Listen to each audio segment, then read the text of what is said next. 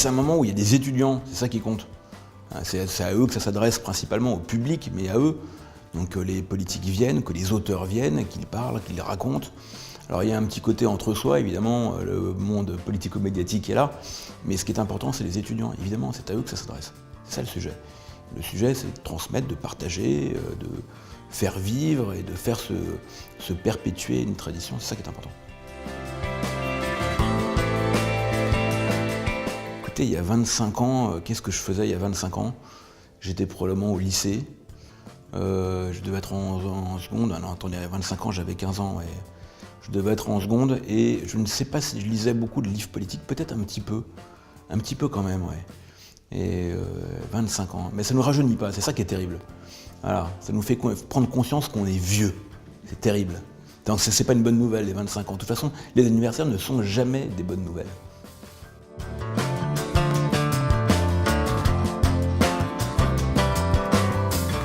Le livre politique, c'est important, ça change de Twitter, on dépasse les 140 signes.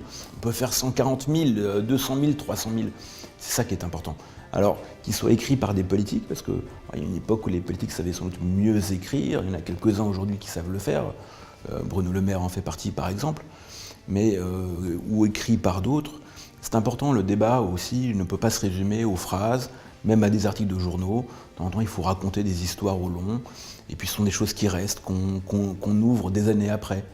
Quand on ouvre 10 ans après un livre politique, c'est intéressant, c'est une vraie plongée dans le passé et dans le chemin parcouru. Voilà, ça donne du temps, ça donne de la distance, ça donne de la profondeur.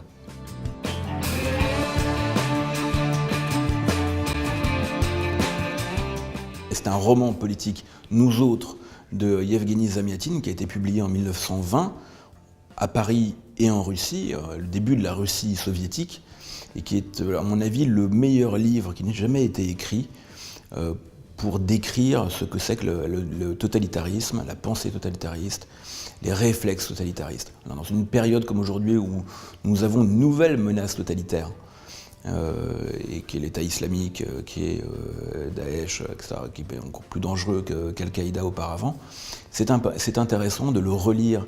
D'ailleurs, la puissance, le léviathan dans nous autres, s'appelle l'État unique. Voilà. Vous remplacez unique par islamique, vous avez déjà le début d'explication. C'est formidable.